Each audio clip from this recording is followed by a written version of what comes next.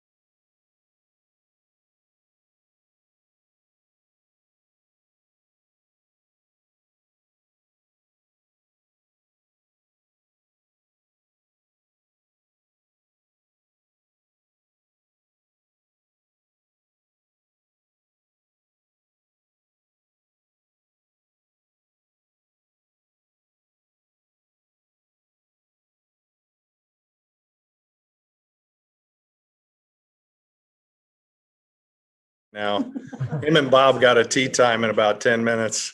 All right.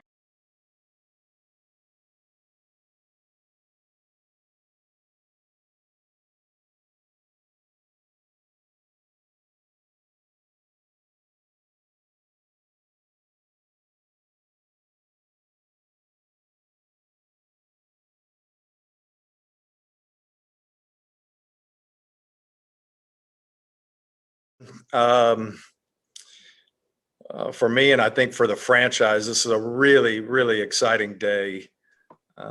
You've probably seen we've signed Rick Carlisle to be our head coach. This search was definitely different than last year. Last year, we interviewed about 15 plus, and over the course of 5 or 6 weeks, we really narrowed it down. And so we did something a little bit different this year. We identified some characteristics that we felt like were really important for this team, and specifically for this timeline for this team, because we're in a win now. We're trying to win, and so those characteristics were, first of all, multi-year experience. We really wanted to have someone that had a championship pedigree, and that can be challenging to find everything all in one, but that was really the foundation of our search. And what had happened in this year's search is Rick became available. We were planning on a pretty big and wide search, but Rick and I had a couple conversations. There was definitely mutual interest from the very beginning. And quite frankly, once Rick was interested in us and us interested in him, things moved very quickly. And the big reason why I think it probably moved as quickly as it did is because you look out into the marketplace, there's a lot of coaching openings. And from the very beginning, the conversations that Rick and I had, the conversations of people around here who have worked with Rick couldn't have been more positive. And once in this business, whether it's a draft pick, whether you're doing a trade, whether you're signing a player, sometimes it just gets to a point where you just know, and it feels right. And so we were able to pull the trigger. Rick is here, and it's something that this organization is super excited. There's been a long history together. From afar, we've seen Rick blossom into this amazing coach, winning championships, getting into the playoffs. And so it's something we feel very good about. And it's something that this organization is very excited about. So Rick, do you want to make your statement? Yeah, well, can everyone hear me okay? Raise your hand if you can hear me. Yes, okay. Thanks for having me. I want to thank Herb Simon, Kevin, Chad Buchanan, and the Pacers organization for having me back a third time. This has been a very special place for me and my family. When I came here as an assistant coach in 1997, I took on more responsibility than I had ever had, working for my good friend and former teammate, Larry Bird. I went through an amazing 3-year experience there. It led me to a sabbatical year following, which was great for me, as I was able to get a broader view of the game and do some television work. And then I was able to get the Detroit job for a couple of years. And then I was back in India a second time, working for Larry and Donnie. And, we had a couple of fantastic years there. And that experience was wide ranging. We went from a team that really was a true contender the first couple of years, and it got a little tougher the last couple of years, but a lot was learned. I took those things with me to another year of broadcasting and another sort of wide ranging view of the game. And then, was fortunate to have an amazing opportunity in Dallas, and 13 years in Dallas, a lot of different types of teams, the opportunity to work with Dirk Nowitzki for 11 of those years, Luka Doncic for 3 of those years. And again, as I have gone through my coaching experience journey, however you want to characterize it, the thing that I've learned about myself and my approach to NBA coaching is that whatever players are presented to me by my management or my ownership, or however those things go, I really take a great deal of pride and love the challenge of taking that group and molding that group into the right kind of system. And so we've had a lot of different teams, particularly since our championship run, and I've learned an awful lot about adjusting, about trying to be on the inventive side, the coaching curve. The challenges are always great. And as I look at this roster and this opportunity, I see a group of guys that to me are at the right age. They've gone through some pretty wide-ranging experiences over the last 2 or 3 years.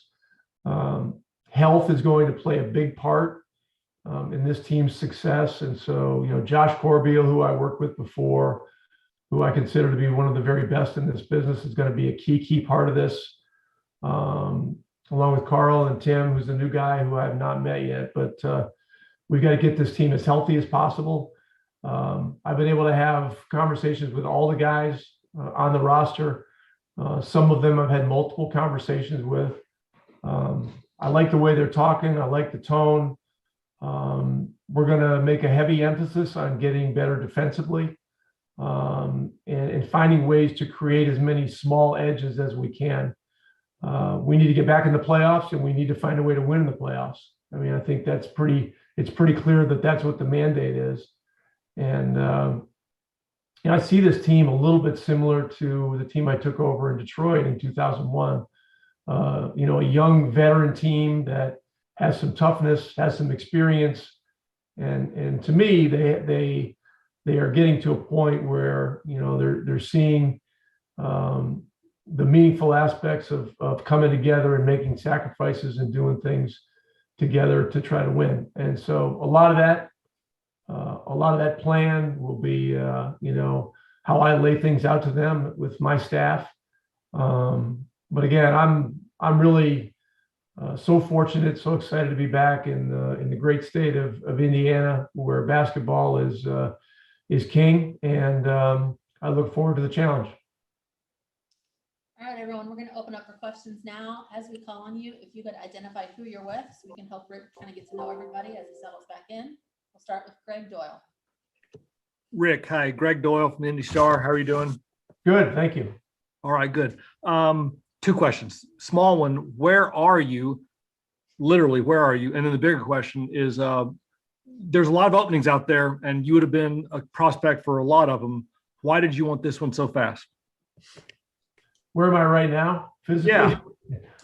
Yeah, we for the last 20 years, we've had a place in South Carolina that we come down to in the summertime and come to during All-Star break. So I'm in my office in our home in South Carolina. And so as you see behind me, there's a bunch of stuff hanging on the walls. I won't get into all that, but that's where I am right now. My plan is I'm going up to Northern New York State tomorrow to see my folks for 3 days. I'll be coming into Indy on the 5th of July to, meet with Kevin and Chad, sign my contract, talk some more about staff. We've got some important draft workouts, and we'll kind of go from there. This job interested me the most because of the strong level of interest from Herb, Kevin, and Chad. I really like the roster. I mean, this is my kind of team, as I look at the roster, and as I've talked to all these guys, I really have an even greater feeling that it's the kind of group of guys that I will have a blast working with. And so, strong mutual interest, and things came together pretty quickly. I drove through the night last night to get home. I was with my mom in South Carolina to Columbia. You're not in Columbia. There's no way an NBA coach has a summer home in Columbia. It's the hottest place on earth. Not Columbia, but somewhere further south toward the coast. But good thinking. Yeah, but yeah, that's quite a coincidence. All right, Thanks. Charlie Clifford. Hey, Rick, Charlie from Channel 8. Congratulations. Thank you. Question for you with this team, as you look at the roster, when you're here previously, you had Reggie, you had Jermaine, you had a player that said, this is my team, and we're going to go how I go. How important is it to find that organically, and how do you go about that here this summer?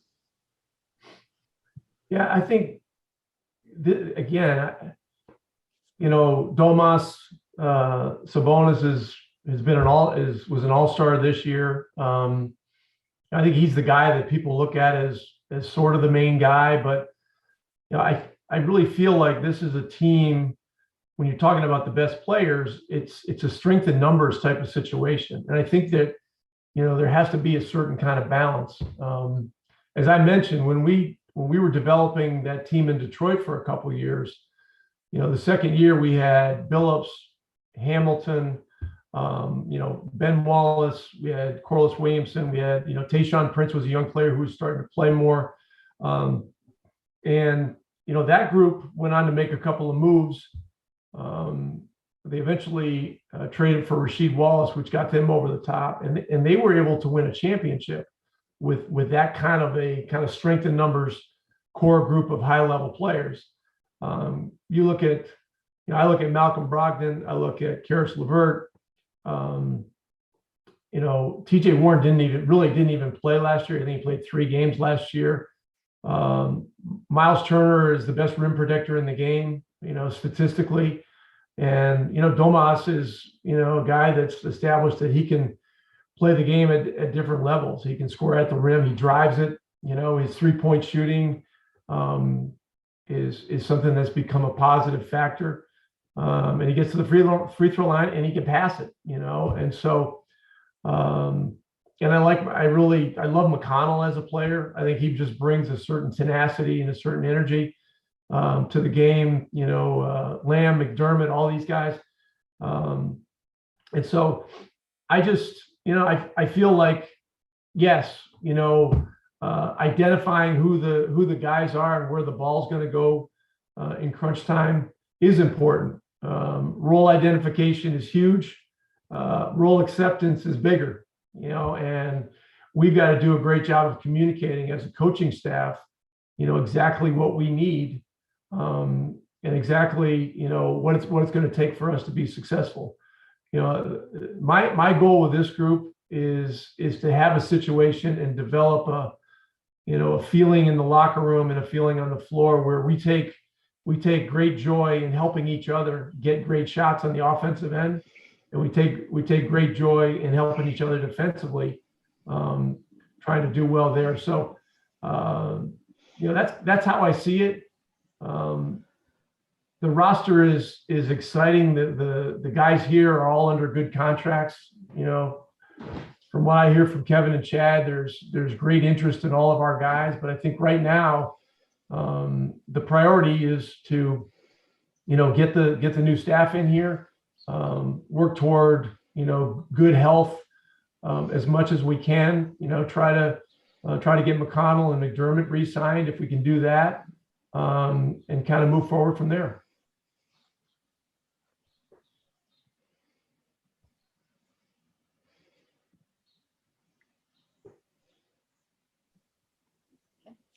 John Krasinski. Hey, Rick, John Krasinski with The Athletic. Just wanted to kind of go down memory lane a little bit with you. And two things, like what stood out to you when you think back to coaching the Pacers the first time around that you were here, just those teams that you had and the talent that you worked with. And I was wondering too, being, this your third time through here and you saying you wanted to be flexible and coaching that kind of the players that are provided to you. Is there something that you learned in those first two trips about anything unique to the fabric of Pacer basketball, of Indiana basketball, that you guys can maybe try to lean on to try and get this team back to a consistent contender? Yeah, those are great questions. John, you're in Minnesota now, right? I am, yes. Can you tell the accent? A little bit, eh? Yeah. Yeah. Well, it was so fortunate, that my first two times here, as an assistant working with Larry, it was Mark Jackson, Reggie Miller, it was Smits and the Davis brothers. Jalen Rose developed into a great scorer and a max player. Travis Best, those guys. We got to the conference finals, I think all 3 years, and made the finals 1 year. The experience of a team, going to a team at that time that a lot of people thought needed to be broken up. Larry Brown had done a great job, but he was leaving. People thought that, the roster with Reggie and the Davises and Rick and those guys, it kind of, Derek McKee had just kind of run its course. And then Larry Bird came in, and he just gave that team new life and new confidence. And he did it in a way that was very simple. He talked about the things that were necessary for team success. We made the trade for Chris Mullin that year, which was which added another element that we needed. And it went from a team that people had written off to a team that was now, contending for the Eastern Conference championship, and took Jordan's last team in Chicago to Game 7. And so we got to do the same things here. We've got to lay this out in a way that makes sense to these guys. We got to sell them. I've got to sell them on making sacrifices and having each other's back, and doing the hard things. Just the basic things. Transition defense. Running back every time. It's the beginning of your defense. Little things like free throw block, all that stuff. We'll get into all that stuff. But that's what I learned with that group. And then, when I came back and we had Jermaine and Ron Artest, and Reggie was still there. We had Steve Jackson. We had a very talented team. We had a good run the first year. The second year, we had the situation in Detroit with the Palace. And even though we went through that difficult situation, we came out of that year with 44 wins, and we won in the first round and got to the second round. And so a lot of positives came out of it. And one thing I've learned in coaching is that you always have a plan for adversity. And when things get tough, you focus on what you have and not what you don't have. You always talk about having that mental edge, to create small edges and make sure you can do those things when things are tough. And, all those things that I've learned really helped me and helped our teams in Dallas. And, I feel very strongly that they'll help us here as well.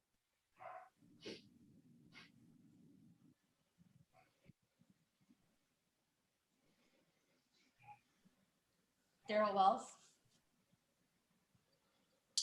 Hey, how you doing, Coach? Daryl Wells, That's the Opinion Media. Congrats on the job. Thank you. All right, I have a question for you. You mentioned so much about how the roster is well maintained with a lot of good pieces. In particular, the Miles Turner and Sabonis situation. A lot of people look at that as trying to figure it out. For you, how is it a luxury to have two skilled bigs in the NBA that typically doesn't have that type of talent with two guys on the roster? Yeah. I look at those two guys and, I think there's ways that we can stagger them in the lineup with the rotation so that they can play together some, but that they can also, one play without the other. And I think there are some ways we can work to enhance, their individual games and help them mesh with other guys on the floor. I've talked to both guys about that. They both like playing together, and they were both very open to doing some of these different kinds of things and talking about them and putting them in play. Miles is an elite rim protector. That's such an important part of the game if you're going to try to be a better team defensively. And as I mentioned earlier, Domas can just do so many things. And I think both of those guys shoot the three with a level of efficiency. I just, both of them being 25 years old, I think there's things we can do to help them get better, at the 3-point line and beyond, because the spacing in the game now isn't just at the 3-point line. As you're seeing, guys are spotting up and taking shots 2, 3, 4 feet behind the line to create wider gaps and make it harder to defend. So the short answer is I really like both guys. When my teams have played them over the last few years, we always felt like it was a physical beating that we were taking with them, both defensively and offensively. Because Domas is a guy that punishes you physically, when you're trying to guard him, on the inside, and when you're trying to guard him off the dribble and things like that. So I'm looking forward, to the challenge of making it work at the highest possible level with those two guys. Wheat Hotchkiss. Hi, Rick. Spacers.com. Congratulations. Thank you. You kind of touched on how the league has evolved so much over the last several years. I was wondering how you would say you've grown and evolved as a coach since your last tenure here in Indiana. Yeah, there's so much that you learn really on a year-to-year basis. And because of the, such a strong presence of social media, it's the other aspect of our sport that's really, it's taken on a new life. And so there's sort of an ever-present aspect of it that is, that really permeates the game and really very, very positively in most cases. But it does create pressures on players, pressures to create highlights, pressures to post this, post that, all that kind of stuff. One of the things that intrigues me about this team is that it doesn't appear that we have a lot of guys that are really fixated on it, and that could be a positive thing for us. But social media has become very important for individual teams. When I was in Dallas, we went to the bubble last year. We allowed our social media guy to come into every practice and to give access to our fans because they'd waited so many months for the hiatus. And so, we'll figure out what the right dose of that is. But that's another way that the game has changed so much. The style of play, is ever evolving. And now, as I just mentioned, the big difference now is the 5 men, are not only rollers and rim threats on lobs and stuff. These guys are now making, 27, 28, 29, 30-foot shots and driving the ball. And so we want to get our guys as versed as possible in doing those things offensively. But then you've got to work at how you're going to defend that stuff. And so it's really made defense such a challenging thing. But even though the scores are higher, the pace is faster, more shots are going in, the better defensive teams are still going to have an advantage. And so that's one reason that we're really going to work hard at the defensive end to, figure out what our best base coverage is, have a great transition defense, and be a good defensive rebounding team. Jeremiah. Hey, Rick, Jeremiah Johnson with Pacers TV. It's so rare when a coach leaves or parts ways with an organization that he appears at the press conference. And I remember yours after you left as head coach, and it really felt like you were refreshed and almost energized at the time you were ready for a change. Are you energized in somewhat the same way now to have a change and also to come back home, so to speak? Yeah, absolutely. Dallas was one of the great blessings of my career. I mean, I think Dallas and Indiana obviously are the two most impactful places that I've been as a coach, because, as I mentioned, that my development as a coach has been so greatly shaped in Indiana, and then a 13-year run with Dallas with a lot of different types of rosters has been a real fertile environment. To try to continue to develop coaching chops, but look, anytime you have the opportunity to leave one great franchise and join another, or I should say rejoin another, it's very, very special. And, I've had a lot of conversations with Kevin and Chad, over the last several days, and a few obviously leading up to, the deal being agreed upon. And, we're excited. There's just a lot of positive things about this situation. And again, I'll say this again, I think health and understanding our health situation and nurturing, our players through their health situations is going to be super key to this thing. Tony East. Hey, Rick, Tony East, Forbes Sports and the West Side Community News. In Dallas, there was a time when much was made about your thoughts on post-ups versus spreading out the game and points per possession and things like that. Can you kind of detail how much analytics play into your way of thinking as a coach and how much that will impact the way you coach this Pacers team? Yeah, sure. The conventional post-up, the 90s post-up of throwing it in, spotting up, backing in, grinding, that play has become a difficult play in our league. There are a few players that are good at it. There are some guards that are very good at it.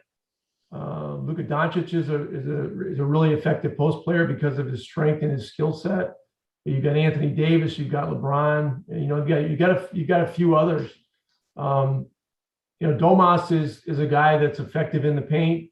I think there's ways that we can get Miles to be more impactful in the paint, with making him a rim threat on lobs, ducking him in, doing those kinds of things. But there's a real balance these days between the post game and the spacing game. And with this group, we're going to really have to work to strike the correct balance. And I think Domas is one of the guys in this league that is an effective post player.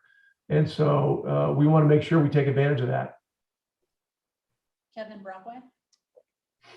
Yeah, Coach, congratulations. I'm just curious about the coach front office dynamic. Is so important in sports. And I'm just curious about obviously your conversations with Kevin and Chad that you've alluded to. How aligned do you guys feel like going forward, and how much are you anticipating kind of that working relationship to be like? Well, I've loved the interactions that I've had with Kevin and Chad so far. It feels like we all see the game in a very similar way. Each team's different with how the front office and the management team interacts with the head coach. In Dallas, it was wide ranging. At times I would be very involved in deals. Other times deals would be made, sometimes they were cap related or something like that. And I always just trusted that Mark and Donnie were doing the right things, and I take whatever they gave me and do the best that I could with it. Here, I think, they're very interested in knowing my views of the game and my views of the roster and so on and so forth. And I've really enjoyed the conversations. They've been very detailed. These guys are extremely organized. They've got it covered both from a personnel side and an analytics side, which you have to have in this day and age. So, I'm just really looking forward to the relationship. But I view myself as a coach. I do not, have any designs or any interest on being a front office person at this stage of my career. But I want to work effectively with these guys and work effectively with Herb, so that we can make, the correct decisions as we move forward. Dana Benbow. Hey, this is Dana Bembo with the Indianapolis Star. Welcome back. Can you hear me? I can hear you. I just can't see you, but anyway, that's okay. Oh yeah, I didn't put my video on. Yeah, I wanted to get from your own mouth kind of how do you describe your leadership or coaching style when it comes to relationships with players? Yeah, I think it's the most important aspect of our job. As I've spoken to all the players here, I'm doing a lot of listening. It's important for me to understand how these guys see the game. And the relationships that you build, are really the greatest source of fulfillment in coaching. And so I'm really looking forward to getting with these guys in person. I've done some FaceTime stuff with a couple of the guys as they've done workouts because I just can't be on site at the present time. But I really feel like you come to a new situation, you've got to listen, you've got to learn, you've got to talk about things you believe are important. But there's got to be a give and take. And relationships develop over time. Respect is earned in drops, and trust is earned in drops. And in coaching, you learn that early on. Scott Agnes. Hey, Rick, Scott Agnes, Fieldhouse Files. I actually want to go back to Kevin. And Kevin, in terms of you guys are making such a significant commitment to Rick. What did it take for Herb to get there, to get him on board? And also, what conversation did you have with Rick about filling out his coaching staff and what is needed there? Well, we're still working on the coaching staff, but one of the advantage that Rick has is, he's the head of the coaching association. So he's in dialogue with all these coaches all the time.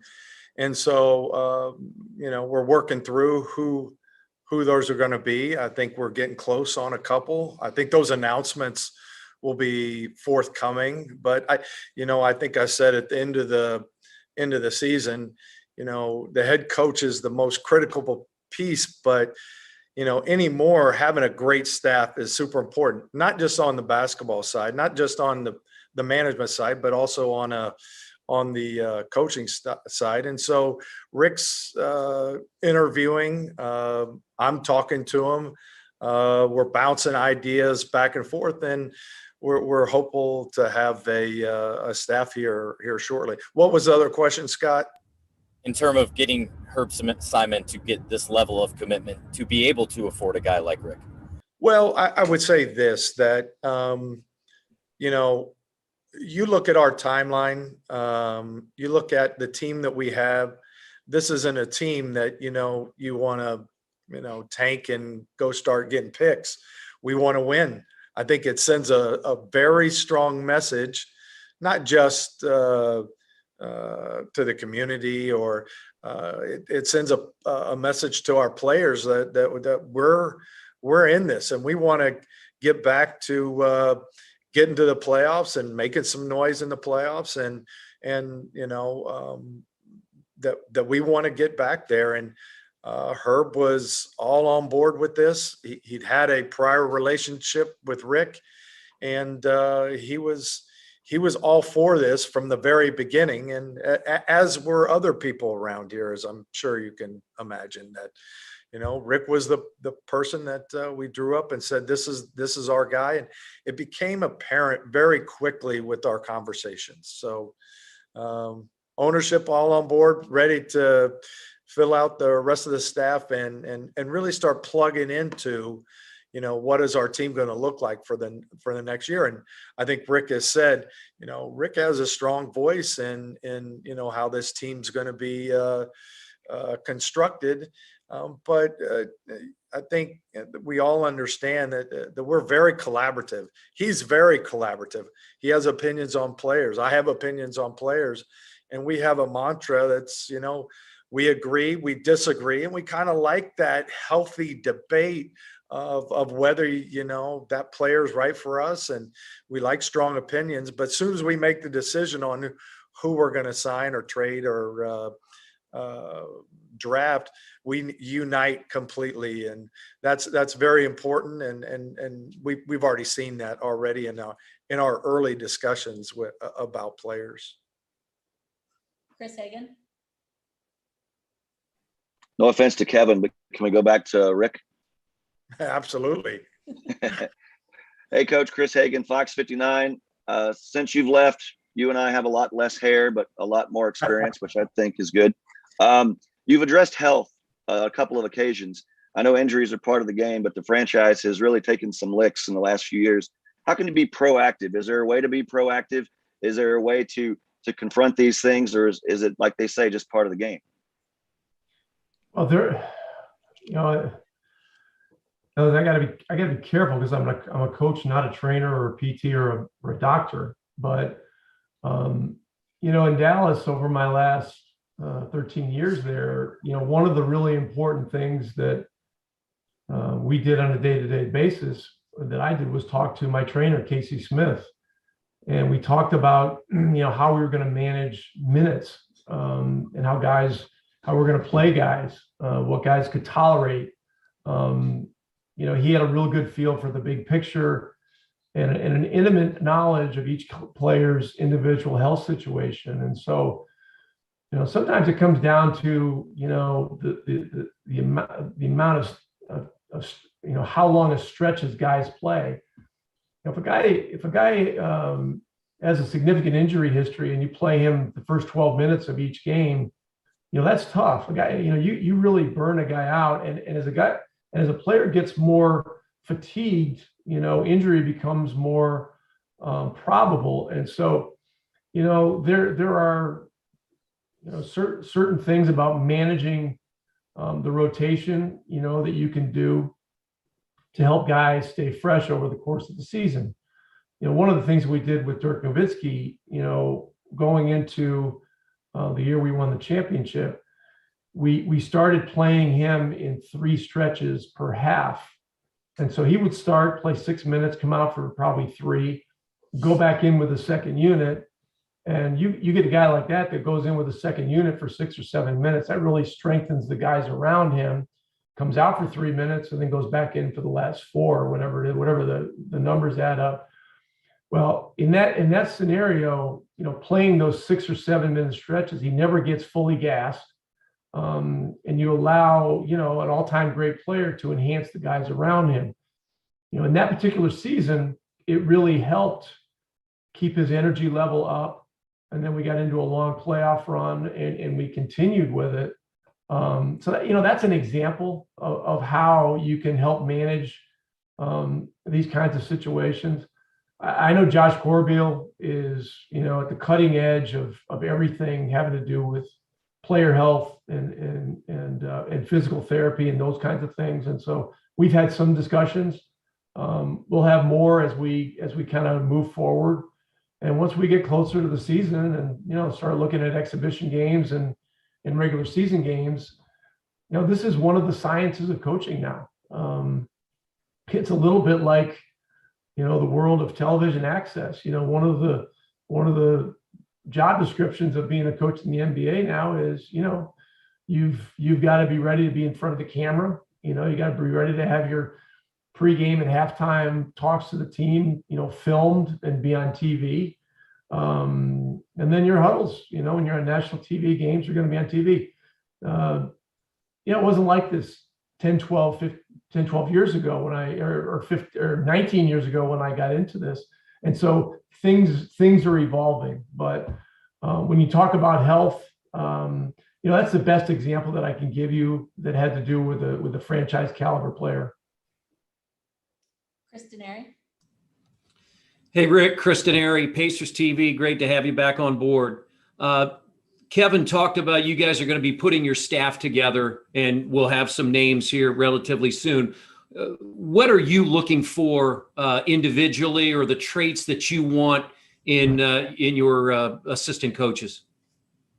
Great communicators, great energy, great staff chemistry, and people that have a natural way of communicating the message. Not only the message of the coaching staff, but the message of the franchise. Who are we? I think the identity of a team is a super important thing to establish. And it starts with the head coach and starts with the president. As you identify, who you want to be as a franchise, and then the coaching staff, and then you want to get to a point where the players, are sending that message out as well. So, that's how I view that. Charlie Clifford. Rick, in terms of your family moving back to Indiana, what's it been like knowing that you're back in this community? What does it mean to everyone behind the scenes? Well, they're excited about Indiana. They're excited about the opportunity. When I was here the second time, our daughter Abby was born, and she was born on May 7th, 2004, in between game 1 and game 2 of the Miami series. The people that held her in their arms and when she was 1, 2, 3 years old aren't going to believe how she's grown up. She's 17 years old and she's been driving for a year now. So when you talk about family, Indiana's been a really big part of our journey as a family. Gary Washburn. Hey, Rick, Gary Washburn from the Boston Globe. Usually coaches after long stints might take a year off, decide to do a little TV, take a break. Was there any contemplation of just taking a year off? And secondly, as president of the Coaches Association, when it seems like Kevin has an eye on you, you have an eye on that job, there isn't really a long interview process with other candidates. Is that something that needs to be explained, or is that okay if a team and a coach kind of eye each other and go, we want this connection? Okay, so the first question was whether contemplate taking a year off. Yeah, well, I'd done that a couple of times, and it was, I always had good experiences when I did it, but when an opportunity like this comes up, you listen, and then as we both have mentioned, the mutual interest was strong, and things things developed from there. In terms of, the hiring process, as the president of the Coaches Association, I work with David Fogel, who's the executive director. We're always talking to the league. We're talking to Orr Stewart, who now is the director of HR, about a diverse hiring process. It's something that we've gone on record to talk about. And every situation is different. One thing that we always acknowledge is a team can hire who they want to. That's their prerogative. But if you're asking me, in general, yeah, we always are in favor of a wide-ranging and diverse hiring process. Bob Kravitz? Yeah, hi, Rick. Bob Kravitz with The Athletic. After you won the title in Dallas, Donnie was telling me that you sent replica rings to him, Herbie and Larry, and maybe some other people. Why did you feel that that was something that you wanted to do? Well, I didn't send one to Larry. Larry has enough rings. But there's some very special people that had just an amazing impact on my career, my life, and I just wanted to pay homage to it. Donnie Walsh, in particular, was a very special person to me. He was a guy that helped guide me from being an assistant coach that was gaining a lot of responsibility when I came in with Larry to my quest to become a head coach. He was a guy that always took extra time, to talk to me about things that I needed to do better, that I needed to develop better. I consider Donnie Walsh one of the very, very special people that I've ever been around in this business, because of how much he loves the game, how much he cares for the people that have worked under him, and how much he did to help create opportunities for me to succeed. There was one time when I first got here as an assistant, we sat in his office, and I was the offensive guy, and we'd had a couple of tough situations at the end of games, and we talked about end of game situations, and he gave me some really good ideas of things, and I got better. But I don't know, when you go through that experience and you get to the mountaintop and you win an NBA championship, it's a huge thing. It's humbling and it's daunting, on a lot of levels. And so one thing that I instantly hearkened back to were the people that helped me the most, and I just wanted to pay tribute to them. Thanks, Rick. Scott Agnes? Hey, Rick, is there a feeling that coming back here to Indianapolis, there's some unfinished business considering circumstances out of your control the last time around? Well, that's an interesting question. Unless you've won a championship, I think there's always unfinished business. And look, we're a small market team. We're a humble organization. I say we because now I'm a part of this organization again. But we've got to think big, and we've got to be proactive. We've got to be very smart in everything that we do. Creating small edges is something that you don't just do on the court. You find ways to do it, in the front office, and in the community. Our activity in the community is very important as well. And, I'll get with, the people that deal with those kinds of things and kind of see what's what in Indy these days. But there's always things to be done. This past year, I learned an amazing amount, about social justice. I got involved in Dallas and some things having to do with policing policies and things like that. I'm going to look into those things in Indianapolis and see if there's things that I can get involved with that might help. But there's a lot going on with an NBA franchise, and the head coach has to be a leader. The guy in Kevin's position has to be a leader, and when you lead, effective leadership means that when things are going well, the attention focuses on the players. They're the ones that are on the floor. They're the ones that are getting the job done. And when you hit tough times, that's when the head coach has to step up and make sure that you give the right direction, you protect the players. And again, when you hit adversity, you've got to focus on the things that you have and not the things that you don't have. I've been through a lot of those situations. You never look forward to them necessarily, but there's always a seed of opportunity there. And we'll always look to find that opportunity. John Krasinski. Hey, Kevin, question for you. Even if Rick's resume was only his Dallas time, he would have been an attractive head coaching option for you.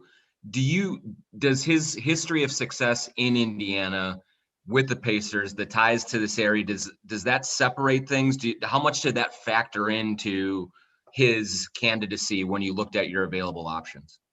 I believe it was a huge factor, and quite frankly, his working relationships. And at the end of the day, what you find out in this business is it's all about relationships. And Rick did a great job while he was here. He's got deep relationships, marrow deep to people in this organization. And that those relationships mean a lot to us. And quite frankly, it's interesting. I told Rick this sort of when we were going through the courting process, and that is, my relationship with Larry Bird, my relationship with Donnie is very similar. That the same relationships that Rick has with them, in that they're mentors. And both those guys are supreme leaders, and they're great mentors in terms of how they wanted the game to be played. And so it was interesting because when I heard Rick speak and talk about the team and talk about his philosophies, it's almost as I was hearing Larry and Donnie and things that I'd heard them over the last 13 or 12 years that I've been here. So I think there's a connection part that Rick and I had very quickly because of that. And to me, that was super important in making this decision. Chris Hagan. I got one more for Rick. I know starting next week when you get here, all of you are present and moving forward, but since you are kind of going down memory lane a little bit, I spoke with Steven Jackson not long ago, and he said not a week goes by where he doesn't think about that era and how you guys should have won, not one, but multiple NBA championships. Now that you've been there and know what it's like to get to the mountaintop, do you ever look back on that team and feel like, man, we had all the pieces in place and that should have been a championship team? Yeah, it's, that memory is bittersweet for sure. It's something that, it's a source of emotion really, because of everything that happened that year. And as I mentioned before, the fact that, after getting a lot of guys suspended, Ronnie was suspended for the entire season. Steve was out for 30 games. Jermaine was suspended, I think 25, but then they shortened it to 15. And then there may have been one other one. The way that group stuck together and found a way to turn, and Reggie was hurt at the beginning of the season too, and found a way to turn it into a positive was one of the great examples of resourcefulness, team resourcefulness that I've ever seen in sport and that I've ever been involved with. But I think we all learned something, that year about how delicate, expectations are, how tenuous things can be. The raw power of emotions and how when they go the wrong way, it can change history. And so I take all of that, I take great stock in it. It's helped teach me a lot of things about myself and about what team is and the values that I believe are important to team building and to an organization. And look, you don't experience growth without really incredible challenges. And so I've had my share of growth over the years, and I hope to use that wisdom, to help create the best possible situation again here in Indiana. Tony East. Rick, I wanted to actually go back to your time in Portland because your last 2 seasons as an assistant there, Arvydas Sabonis was on your roster. How does it feel for you to be coaching a father and a son through the course of your career? And what similarities do you see in Domas's game and his father's? Oh, wow. This question makes me smile. When Arvydas came to Portland, it was in, I think, the fall of 95. So 96 was when Domas was born. And I remember it vividly. We had a practice. It was in between games 3 and games 4 of the playoff series. We were playing against Utah at the time. And I went over to Arvydas' house, he had missed practice because of the birth. And I had gone over to congratulate him. And Arvydas had always been a guy who was very, very reserved, very, didn't say a whole lot, but he was so emotionally happy that day. He gave me a big bear hug. We had a few drinks, and then he even showed me a video of the birth, which may have been a little bit too much information at the time. But I've always felt a connection with Domas because of that experience. And it's amazing how time flies. I did get a chance to talk to Domas 2 or 3 days ago. He was just entering the bubble over there in Lithuania for the Olympic pre-qualifying.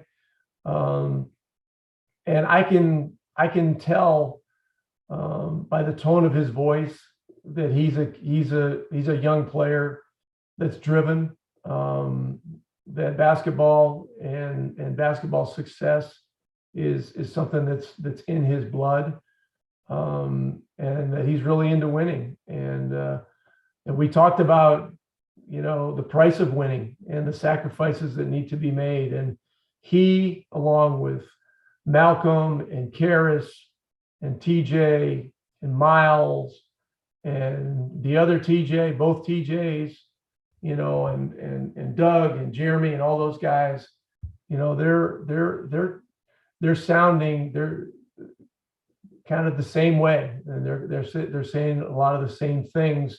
And the tone is the tone you want to hear. It's going to be a lot of work. It's going to be an amazing challenge. I'm humbled for this opportunity again. I'm very thankful once again to Herb and Kevin and Chad. I did have a brief conversation with Larry, about a week and a half ago, when I left, I think it was the day after I left Dallas, but he really was not involved in this process. It was really, me, Kevin, and Chad. And so I look forward to, reacquainting with everyone here on this Zoom. It's been too long. I've learned a lot, over the last 13 years, and I look forward to rekindling these relationships and making them fruitful for everyone. All right, everyone. Rick pretty much summed up best. Thank you all for your time today. Thanks, Kevin. Thanks, Rick. And we'll hopefully see you all soon. Thank you. Thank you. Thanks, everybody.